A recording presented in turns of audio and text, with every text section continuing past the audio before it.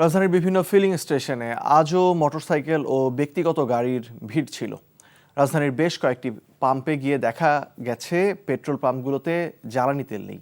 মালিকরা বলছে পর্যাপ্ত সরবরাহ না থাকায় তেল দেওয়া যাচ্ছে না, আর যেখানে আছে সেখানে দেখা যাচ্ছে দীর্ঘ লাইন। ঘন্টার পর ঘন্টা অপেক্ষা করেও চাহিদা অনুযায়ী তেল পাচ্ছে না ভোক্তারা। তবে দীর্ঘ সময় লাইনে দাঁড়িয়ে থাকলেও আগের চেয়ে কমেছে ভোগান্তি। রাইড শেয়ারিং চালকদের বাড়তি তেল দেওয়ার নির্দেশনায় স্বস্তি প্রকাশ করেছেন তারা।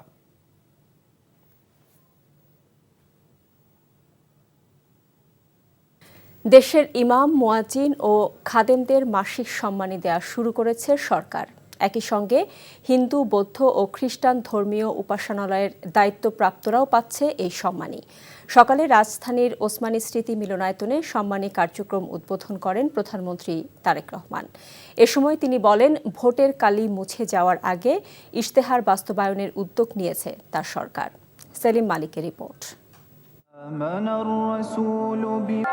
সরকারি হিসেবে দেশে 4 লাখের বেশি মসজিদ রয়েছে। এর মধ্যে পাইলট প্রকল্পের আওতায় 4,908টি মসজিদের ইমাম, মুয়াজ্জিন ও খাদেমদের মাসিক সম্মানী প্রদানের উদ্যোগ নিয়েছে সরকার। এছাড়া দেশের 990টি মন্দিরের পুরোহিত, 144টি বৌদ্ধবিহারের অধ্যক্ষ এবং 396টি গির্জার যাজক সহ উপাসনালয়ের দায়িত্বপ্রাপ্ত ব্যক্তিরা পাবেন এই সম্মানী। আইবাস বাটনে প্রেস করে এই কার্যক্রমের উদ্বোধন করেন প্রধানমন্ত্রী তারেক রহমান। এর আগে মসজিদ, মন্দির ও গির্জার দায়িত্বপ্রাপ্তদের হাতে চেক তুলে দেন তিনি। গামারিঢালা জামে মসজিদ অনুষ্ঠানে প্রধানমন্ত্রী জানান, ইশতেহার প্রতিশ্রুতি বাস্তবায়নের অংশ হিসেবে আগামী 14 এপ্রিল কৃষক কার্ড প্রদান ও 16 মার্চ খাল খনন কর্মসূচির পাইলট প্রকল্প শুরু হবে। ভোটের কালি নখ থেকে মোচনের আগেই আমরা আমাদের সকল প্রতিশ্রুতি ধারাবাহিকভাবে বাস্তবায়নের কাজ শুরু করেছি। আগামী 14 এপ্রিল তথা 1 বৈশাখ থেকে আমরা ইনশাল্লাহ ফার্মার্স কার্ড বা কৃষক কার্ডের পাইলট প্রজেক্ট চালু করব। ইনশাল্লাহ আগামী 16 মার্চ দিনাজপুর থেকে শুরু হচ্ছে আমাদের খাল খনন কর্মসূচি। তিনি বলেন, ধর্মীয় প্রতিষ্ঠানের দায়িত্ব পালনের পাশাপাশি কেউ সামাজিক কাজে জড়িত হতে চাইলে সহায়তা করবে সরকার।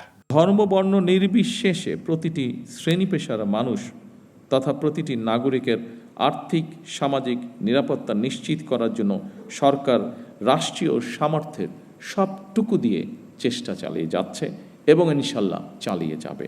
ধর্মীয় ভেদাভেদ ভুলে সবাইকে নিয়ে শান্তিময় দেশ গড়ে তোলার আহ্বান জানান প্রধানমন্ত্রী। আমরা আজ সব ধর্মের মানুষ একসঙ্গে বসেছি, এক কাতারে বসেছি। এটি আমাদের বাংলাদেশের আবহমান কালের ঐতিহ্য। কেউ যেন আমাদের মধ্যে বিভেদ সৃষ্টি করতে না পারে। আমাদের এই প্রিয় বাংলাদেশকে আমরা একটি এমন দেশ হিসেবে গড়ে তুলব যেখানে আমরা সকলে, প্রতিটি ধর্মের মানুষ, প্রতিটি শ্রেণী পেশার মানুষ আমরা শান্তিতে বসবাস করতে পারি। সকলকে একসাথে নিয়ে আমরা যাতে দেশকে গড়ে তুলতে পারি, এই হোক আমাদের শপথ, এই হোক আমাদের প্রত্যাশা। এই কর্মসূচির আওতায় আগামী 4 বছরের মধ্যে দেশের সব উপাসনালয়ের দায়িত্বপ্রাপ্তরা পাবেন ভাতা সুবিধা। সেলিম মালিক, এনটিভি নিউজ, ঢাকা। রোববারের মধ্যে সংবিধান সংস্কার পরিষদের অধিবেশন আহ্বান করা না হলে আন্দোলনের হুঁশিয়ারি দিয়েছে জামায়াতে ইসলামীর নেতৃত্বাধীন 11 দলীয় জোট। বলেন, 6 সিটি কর্পোরেশনে দলীয় প্রশাসক নিয়োগ, ইলেকশন ইঞ্জিনিয়ারিংয়ের নতুন ফাঁদ। দুপুরে জামায়াতের কেন্দ্রীয় কার্যালয়ে জোটের বৈঠকের পর এসব কথা বলেন হামিদুর রহমান আজাদ। বিএনপি সংবিধান সংস্কার পরিষদের শপথটা নেন নাই। জুলাই সনদ বাস্তবায়নের জন্য যদি দ্রুত ব্যবস্থা না নেওয়া হয়, অর্থাৎ আগামীকালের মধ্যে যদি অধিবেশন ডাকার জন্য উদ্যোগ গ্রহণ না করা হয়, জনগণকে সাথে নিয়ে জনগণের সম্মান, মর্যাদা, আকাঙ্ক্ষা সমুন্নত রাখার জন্যেই আমরা রাজপথের আন্দোলনে যেতে বাধ্য হব। শুক্রবার রাত পর্যন্ত দ্বিতীয় দফা সফল অস্ত্র প্রচারের পর আজ বিএনপির স্থায়ী কমিটির সদস্য মির্জা আব্বাসের সিটি স্ক্যান করা হয়েছে। সকালে মেডিকেল বোর্ডের সিদ্ধান্তেই তার শারীরিক অবস্থা মূল্যায়নের জন্য সিটি স্ক্যান সহ বেশ কিছু পরীক্ষা নিরীক্ষা করা হয়। গত বুধবার রাতে অসুস্থ হয়ে জ্ঞান হারিয়ে ফেললে মির্জা আব্বাসকে এভার কেয়ার হাসপাতালে ভর্তি করা হয়। গতকাল তাকে দেখতে আসেন প্রধানমন্ত্রী তারেক রহমান। চিকিৎসার জন্য সিঙ্গাপুর নেয়ার কথা হলেও আপাতত তা স্থগিত আছে।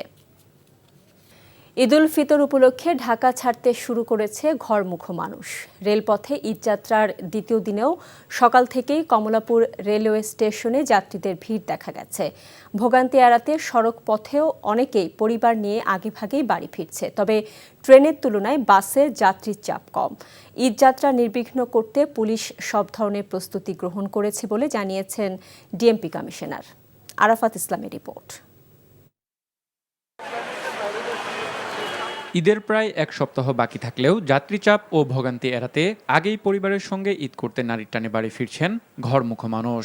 ট্রেনে আগাম ঈদ যাত্রার দ্বিতীয় দিনেও তাই কমলাপুর রেল স্টেশনে মানুষের ভিড় লক্ষ্য করা গেছে। প্রবেশ থেকে শুরু করে 3 স্তরের টিকিট চেকিং পার হয়ে যাত্রীদের প্ল্যাটফর্মে প্রবেশ করতে হচ্ছে। ঝামেলা ছাড়াই স্বস্তিতে ঈদ যাত্রা করতে পেরে স্বস্তি প্রকাশ করেন যাত্রীরা। কর্পোরেট অফিস আগে ভাগে ছুটি হয়ে গেছে, সব মিলে ঠিকঠাক এখন পর্যন্ত মনে হচ্ছে কোনো রকম হ্যাসেল সামলাতে হচ্ছে না। এখনো যেহেতু সরকারি ছুটি হয় নাই, সো ভিড় মোটামুটি তুলনামূলক কমই আছে আর কি। অনেকে আনন্দ হইতেছে, মার্কেট টার্কেট করছি, ব্যাগ ট্যাগ নিয়ে এখন সবাই মিলে যাচ্ছে আর কি। এটা উইদিন ফিউ সেকেন্ডস বলবো যে আমার আসলে হয়ে গেছে টিকিট কাটা, এবং আসতে এন্ট্রি নিতেও আসলে তেমন কোনো ইস্যু হয়নি, অনেক স্মুথ। এবার কমলাপুর রেল স্টেশন কর্তৃপক্ষ জানায় 2-1টি ট্রেন দেরিতে ছেড়ে গেলেও বেশিরভাগ ট্রেন সময়মতো নির্দিষ্ট গন্তব্যে যাচ্ছে। ঢাকা স্টেশন থেকে বিভিন্ন গন্তব্যে আজকে 40টা আন্তনগর ট্রেন ছেড়ে যাবে। 2-1টি ট্রেন 10 মিনিট 15 মিনিট বিলম্বে ছেড়ে যায়। এছাড়া শিডিউল বিপর্যয়ের কোনো ঘটনা নেই। এদিকে রেলপথের মতো সড়ক পথে যাত্রীচাপ বেশি না থাকলেও আগাম টিকিট কাটা যাত্রীরা রাজধানী ছাড়ছেন। কিছু ক্ষেত্রে অতিরিক্ত ভাড়া আদায়ের কথা বলছেন যাত্রীদের কেউ কেউ। ঢাকা থেকে খোকসা নর্মাল বাস ভাড়া হচ্ছে 450 থেকে 500, এর বেশি না। আর আজকে সে ডিমান্ড করতেছে 600 করে। মূলত ঈদে এবার বাড়ি যাওয়ার উদ্দেশ্যে মা অপেক্ষা করতেছে, আর অ্যাজ ইউজুয়াল সবকিছু স্বাভাবিক আছে। এবার এই যে ঈদে যাচ্ছে মাত্র কয়েকদিন, প্রত্যেকটা গাড়িতে সিট খালি যাচ্ছে, যাত্রী নাই বললেই চলে। ঈদযাত্রা নির্বিঘ্ন ও চাঁদাবাজ মুক্ত করার লক্ষ্যে সকালে গাবতলী বাস টার্মিনালে পুলিশের সঙ্গে বাস মালিক ও শ্রমিকদের সঙ্গে মতবিনিময় সভা হয়।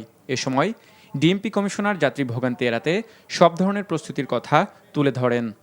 টার্মিনালে হেল্প ডেস্ক করা হয়েছে, আপনাদের উদ্যোগে করা হয়েছে। এই হেল্প ডেস্কে আমরা অনুরোধ করব যে বাসের ভাড়ার চার্টটা টানিয়ে রাখতে হবে, যাতে প্রত্যেক যাত্রী জানেন যে কি পরিমাণ ভাড়া হবে। বিআরটিসি যে বাস, তাদেরকেও আমরা কড়াকড়ি করতেছি, তারাও যদি কোনো মোটরযান আইন ভায়োলেট করে, কোথাও অনিয়ম করে, সেটাও আমরা দেখব। আরাফাত ইসলাম, এনটিভি নিউজ, ঢাকা। সংবিধান সংস্কার পরিষদ নিয়ে আগামীকাল অধিবেশনের সংসদ ফ্লোরে আলোচনা হতে পারে বলে জানিয়েছেন স্বরাষ্ট্রমন্ত্রী সালাউদ্দিন আহমেদ।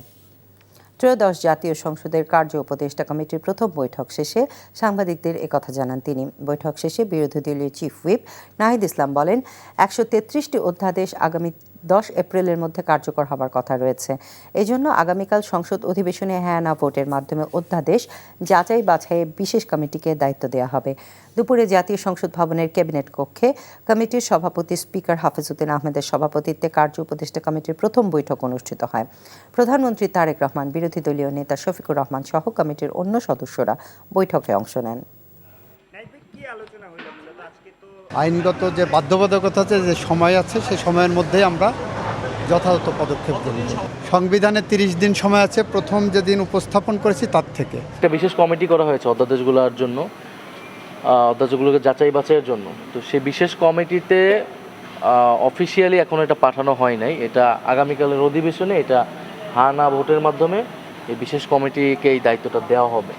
বাংলাদেশ আর কোনো দিন আধিপত্যবাদের কাছে মাথা নত করবে না, এমন মন্তব্য করে বিরোধী দলীয় নেতা ও জামায়াতে ইসলামের আমির ডাক্তার শফিকুর রহমান বলেছেন, ফেসিবাদ মুক্ত নতুন বাংলাদেশ গড়তে কাজ করে যাবে তাঁর দল।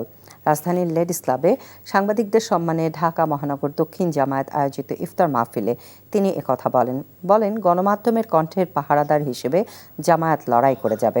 জামায়াতের আমির সাংবাদিকদের উদ্দেশ্য করে বলেন, দেশের জন্য বীরের মতো লড়তে হবে। এ সময় সত্য কথা সাহস করে তুলে ধরার আহ্বান জানান তিনি। বলেন, গণমাধ্যম রাষ্ট্রের চতুর্থ কণ্ঠস্তম্ভ হলেও বাকি 3টি স্তম্ভ ঠিক রাখার জন্য গণমাধ্যমের ভূমিকা অপরিসীম। সংসদের বিরোধী দলীয় নেতা আরও বলেন, ফেসিবাদের কবলে পড়ে গত 17 বছর পরাধীন ছিল দেশের গণমাধ্যম। তিনি বলেন, জনস্বার্থে সরকারি দলকে সহযোগিতা করলেও জনস্বার্থ বিরোধী কোনো কাজ করলে সরকারের বিরোধিতা করবে জামায়াতে ইসলামী। সংবাদ মাধ্যমে যারা সত্যিকার অর্থে সাদাকে সাদা বলবেন, কালোকে কালো বলবেন, তাদের কণ্ঠগুলা স্তব্ধ করে দেওয়া, এবং তারা সফল হয়েছিল। সেই সফলতার রেশ এখনও চলছে বলে মাঝে মাঝে যেন মনে হয়। আমরা ফেসিবাদ থেকে আংশিক নয়, পূর্ণ মুক্তি চাই। এটা যার আমলেই হোক, যখনই হোক। ফেসিবাদ কখনো জাতিকে ভালো কিছু দিতে পারে নাই, পারবে না। সরকারি দল যদি সেই ক্ষেত্রে অনড় থাকে, আমরা তাদেরকে পাশে থেকে শক্তি যোগাবো, একসাথে লড়াই করব। কিন্তু সরকারি দল যদি দেখি এইখান থেকে তারা বিচ্যুত হয়ে যাচ্ছেন, তাদেরকে সোজা করে রাস্তায় আনার চেষ্টা করব, না হলে প্রতিরোধ গড়ে তুলব।